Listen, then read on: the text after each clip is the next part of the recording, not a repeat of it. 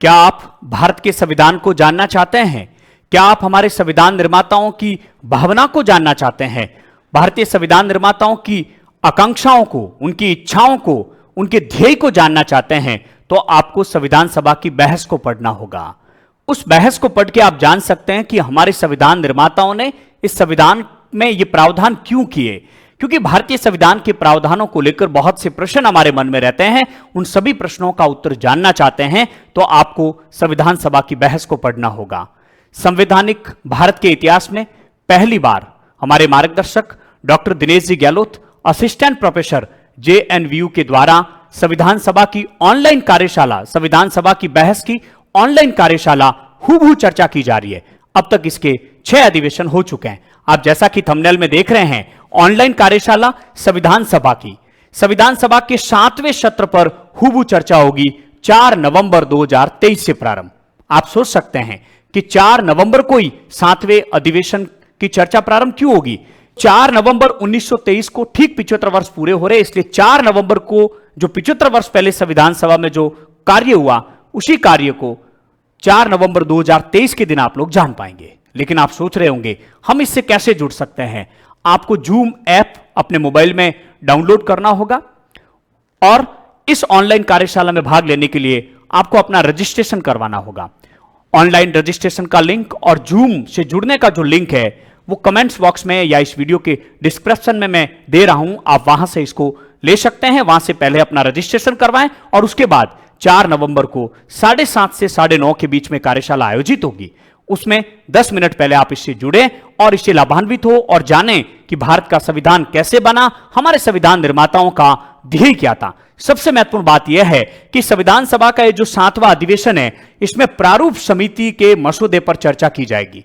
आप जानते हैं कि सत्यनारायण सिन्हा ने प्रारूप समिति के गठन का प्रस्ताव 29 अगस्त 1947 को रखा गया था संविधान सभा के 5वें अधिवेशन में, और 30 अगस्त 1947 को डॉक्टर BR अंबेडकर इसके अध्यक्ष बने। इस बात को भी आप जानते हैं। उसके बाद से लगातार हमारी प्रारूप समिति के द्वारा जिस प्रारूप का निर्माण किया गया, जिसमें 315 अनुच्छेद और 8 अनुसूचियां थी, उसके एक एक अनुच्छेद पर चर्चा जो है, उस पे मसौदे पर जो बहस या चर्चा संविधान सभा के 7वें अधिवेशन में होगा। और इसमें कुल 36 बैठकें होगी और जिस दिन जो बैठक हुई उसी दिन ऑनलाइन ये कार्यशाला जूम ऐप पर होगी। तो आप इससे जुड़े, इससे आप जरूर लाभान्वित हो। प्रतियोगिता परीक्षा की तैयारी करने वाले विद्यार्थियों के लिए बहुत महत्वपूर्ण है। रजिस्ट्रेशन फॉर्म जब आप ऐप ओपन करेंगे तो उसमें आपको अंग्रेजी के अंदर ये कुछ सूचनाएं आपको भरनी होगी, जिसमें आपका नाम है, आपके पिताजी का नाम है, जेंडर है और इसके बाद में आपको ईमेल एड्रेस है, व्हाट्सएप नंबर है। आप कहोगे इससे जुड़ने से फायदा क्या? आप संविधान के बारे में तो जान पाएंगे, इसके अलावा आप लोगों को एक संवैधानिक जागरूकता के उद्देश्य से जो ये कार्यशाला आयोजित की जा रही है, इसका आपको एक प्रमाण पत्र भी दिया जाएगा। तो व्हाट्सएप नंबर, आप कॉलेज और यूनिवर्सिटी का नाम वो लिख सकते हैं जो आपकी अंतिम जो कॉलेज या यूनिवर्सिटी रही है, या वर्तमान में यदि कहीं अध्ययन कर रहे हैं तो उसका नाम आप लोग लिख सकते हैं। आप अपना पद में, आप स्टूडेंट है तो स्टूडेंट, और आप फैकल्टी मेंबर है तो फैकल्टी मेंबर आप लोग इसमें लिख सकते हैं।